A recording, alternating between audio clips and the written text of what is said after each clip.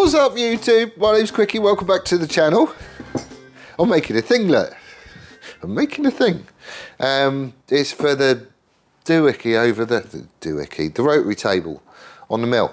So I've already started rounding things over. That one was fine, because I had to locate, this bit goes in the middle of the rotary table, and the other one over there's got a peg that sticks out of it, so he goes through that hole. And it just means I can locate that hole directly over the centre of the rotary table, which is nearly over the centre of the rotary table. Needs a little bit of dressing up. Just so I can do all these radiuses on the end.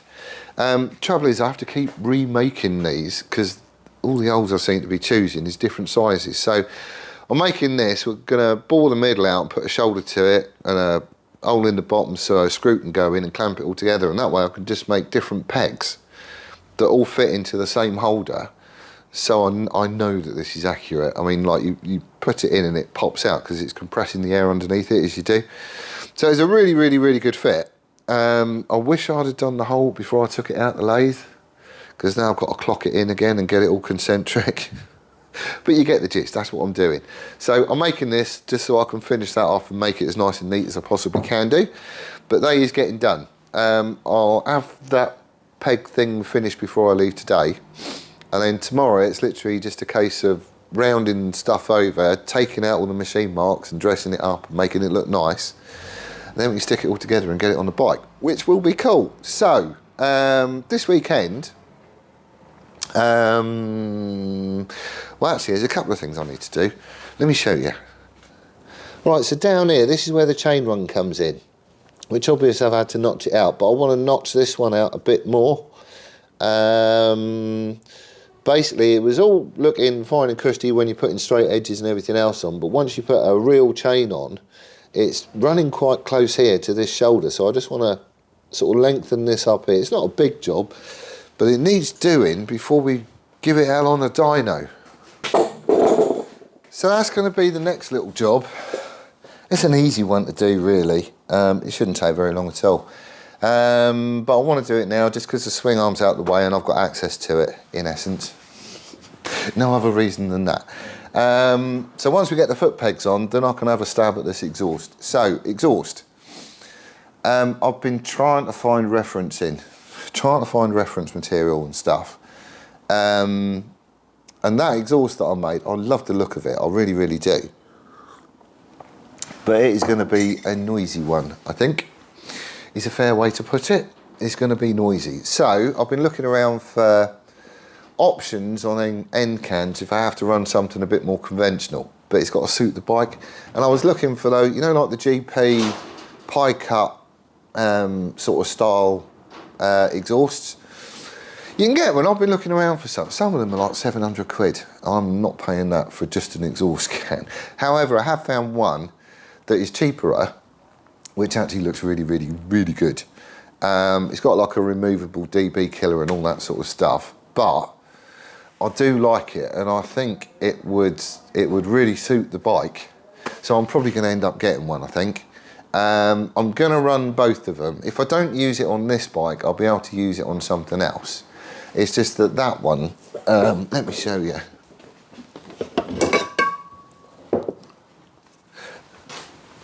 This is him. It is baffled in here, but there's not a lot of a baffle. It's basically that middle bit.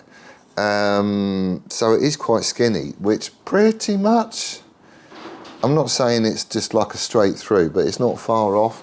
It is going to be really, really noisy, and I'm just not convinced it's going to be a good option. I know the bike's called ASBO. I know that. I named it that. But I can't have it just ridiculously noisy. So if we go with this other can, it will still be quite a short setup. So it's still going to be noisy up to a point. But, you know, it will look the part, and it should be a little bit easier to live with, I think. We're going to try both of them. The idea is that I'm going to finish up that exhaust, because I've got my mandrel bend. We're going to get all that lot built so we can try it. And then I've also got the link pipe up there, which is just a rubbish fit, but it's enough to hang an exhaust on. So what we'll probably end up doing is I'll build that one.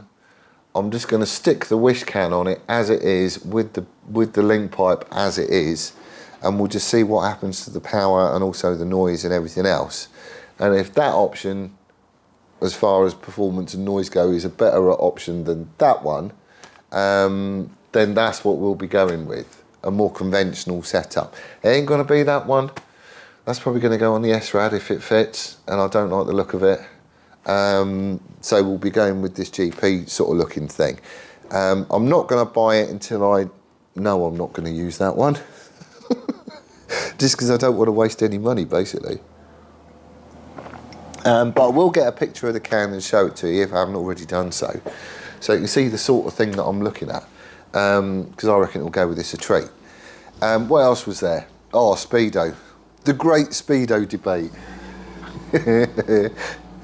Right, so I'm definitely not running with the Speedo that I've already got, because I don't want to start drilling holes in my yokes and just messing up the look of it. I want it all contain, all the instrumentation and the lights and all that stuff. I want it all on the dial. So I'm definitely going to go for one of these two options, and is the analog going to be the RPM or the analog bit going to be miles per hour? In the last video,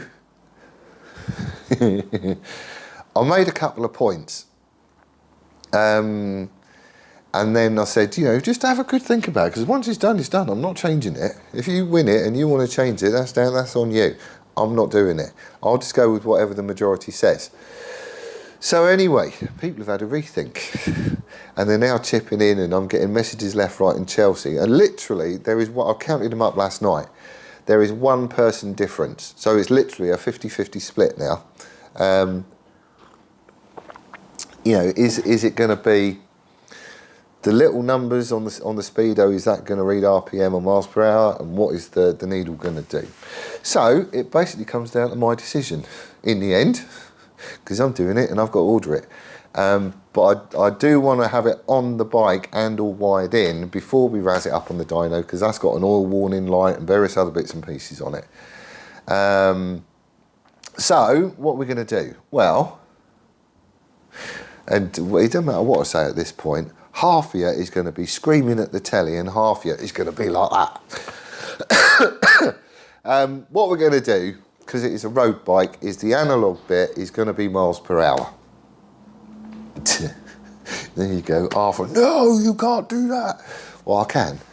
But literally it's a 50-50 split. So, you know, there were some people that were saying, well, just leave it until somebody wins it, then you ask them what they want, you order that one and you stick it on. Well, no, I want the bike finished and done before we get to that point. Essentially, that person would have won the bike for a tenner. You know, I'm sure if they don't like something on the bike, be it the exhaust or the Speedo or something, they won't have a problem changing with it. You know, but that'll be on them, basically. So, why am I going this route? Well, the numbers on it is really small. I haven't got one that I can look at, but they look really small. If you think the whole diameter of the thing, I think, is 85 mil. You know, the display is only a little portion of that, and then the numbers is set into that, so they are quite small. A race bike would have been dynoed, all right? So you know where it makes peaks power, where your power comes on, and when it starts tailing off, and therefore where in the rev range you need to keep it. And that's why we had a rev counter when we was racing bikes, basically. And then after a bit, you kind of get used to the engine noise, and you know that if it sounds that angry compared to that angry, then that's kind of where you are and where you need to shift gear. But on a road, you know, I don't really bother with a rev counter. It's nice to see it, you know, whizzing about and all that sort of stuff. But I don't really use it for riding the bike, if that makes sense. So for me, it is more important to be able to glance down at the Speedo, and the biggest feature on the Speedo is the bit that's telling you your speed. Because a number of cameras and PC plod jumping out of bushes doing this with a radar gun and whatnot, you know, if you can't easily tell your speed, you stand a good chance of getting your collar felt, basically. So that's why I'm doing it. You know, I can hear how quick the engine is running. I can't hear how fast I'm going. That's what it comes down to at the end of the day. So I'm sure some of you are going to disagree, but that's what we're doing. So I'm going to get that ordered. That's like 170 quid worth or something. So it's not, you know, a massive amount. It is quite a nice one. And we're also going to be going GPS on it. There is a GPS unit you can get. Monkey Alan, or John rather, he's got this exact same setup. And rather than mounting the receiver where you can see it, he's actually got it up inside the headlamp bowl. And it still picks up on the GPS signal, which is kind of cool. So that's something else we could squirrel out of the way.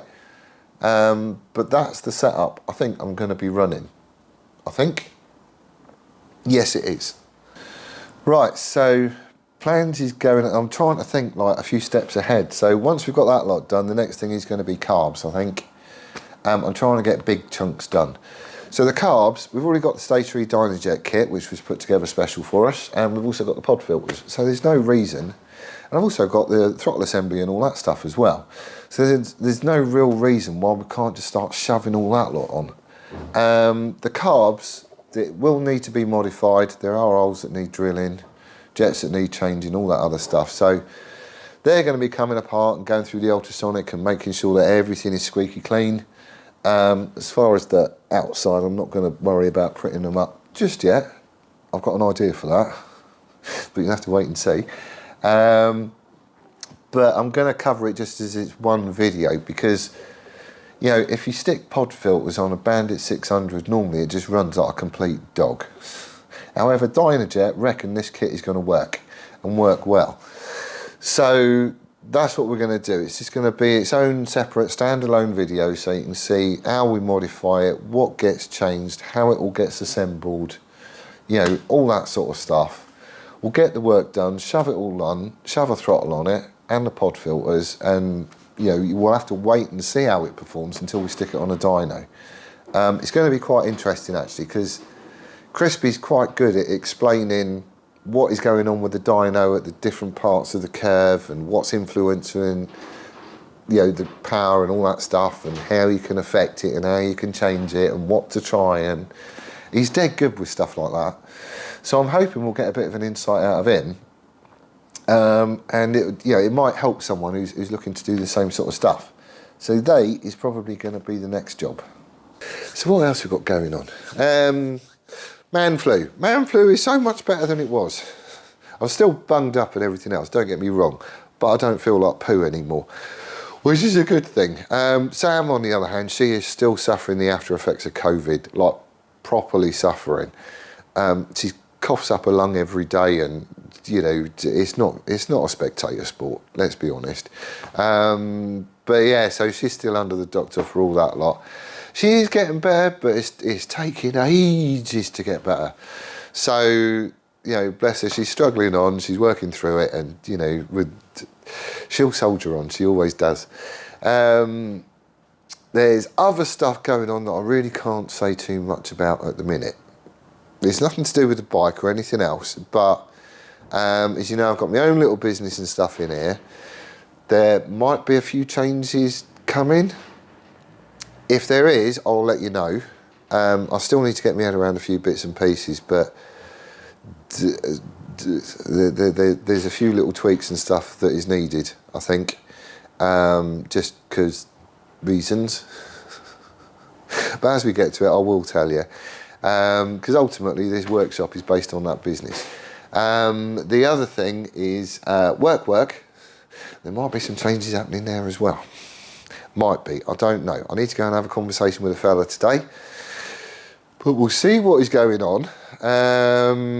So if anything happens there, then I'll let you know that as well. See, you've got something to look forward to. I can keep you in suspense and everything. So get all that lot done, and we're down to Nadgery stuff then. It's not as far as, yeah, I mean, obviously there's still a fair amount of fabrication to do for the finished bike, but for dyno, not so much. Other stuff that needs to happen, there's obviously electrics that need to go on. So I've dug out the coils, they're fine, they're getting mounted up here in the normal place. I did pull the wiring loom out, it is butchered to hell, there is no way it's going back on. So we'll just be sticking the M unit on it to run it up on the dyno. So in order to do that, I need to box this bottom bit of the, well, you know, the under tray in, and we're going to be coming up here as well. So I can physically mount the M unit and the starter solenoid and you know, where the battery's going to go and all that sort of stuff. I'm not going to bother making the proper seat for him to sit on. Something like that will probably do for now. It's nice and comfortable, it's quite squashy. But that's what Crispy will be sitting on, and we're just going to have the basic loom as its own separate loom just for the engine. I've already got the switch gear for the run, stop and start. So that's all good. I've already got the throttle assembly, so you know, that's all cushy. I have a battery which will do for now, and I still don't know if I'm going to go lithium or like a gel battery. I like the idea of gel. Just something about lithium still doesn't sit quite right. And if I go lithium, I've got to change the regulator rectifier anyway, but I ain't got one. So probably for the dyno run, I'll just run it off a normal lead acid or gel battery, and I can decide what I'm doing with it sort of after that point, basically. But get it to that position and we can pretty much stick this on a dyno. The rest of the fabrication will just happen at a later point. Once we know exactly what we're going to be running, you know, is it pods or is it an airbox, and what exhaust, so do I need to make anything different there, and all that sort of stuff. And then we just crack on and get the rest of it done, which will be sweet. So that's it really, that's your update. I haven't come across anything which means I have to change my plans, because I've had an oh my god moment. The original plan still holds true. So apart from, you know, gaskets, a bit of wiring, some oil, some petrol, I'm sure that battery's fine, that'll be all right. You know, I think we're in as far as the dyno run goes. And really there isn't a great deal of fabrication to get us to that point. It's just where I'm going to mount stuff and, you know, that sort of thing. The oil cooler, I'm just going to stick the original one back on. It will get changed out for the final build, but, you know, just because it looks a little bit ropey. But it works absolutely fine. I've got all the hoses and everything else for it, so we'll just use that.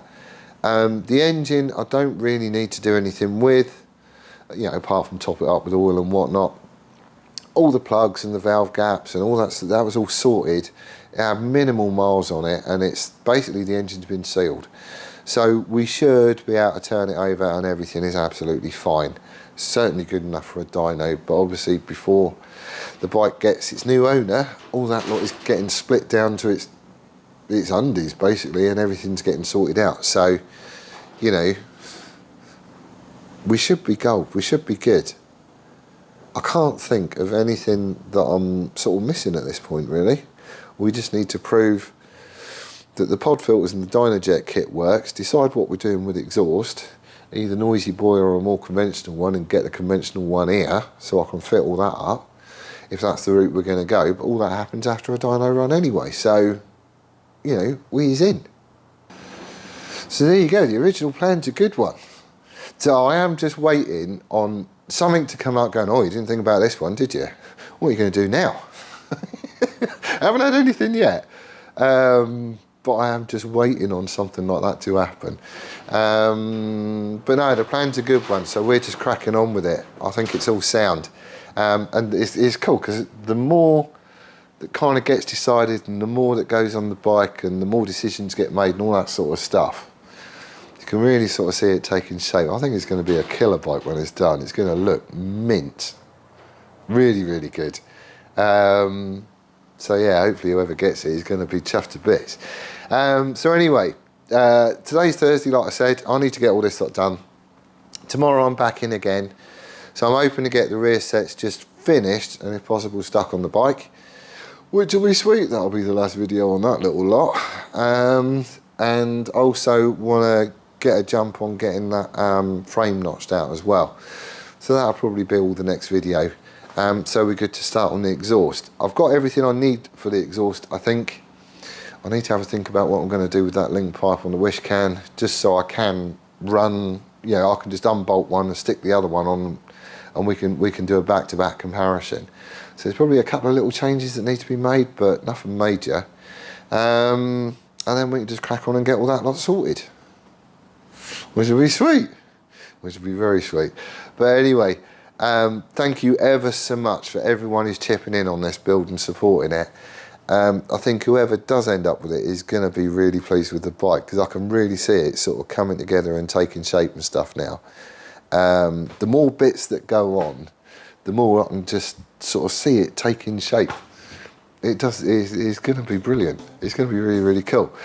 But that's where I'm going to leave it for this one. Thank you ever so much for watching. I do hope you're well and staying safe, and we'll see you on the next one. Laters!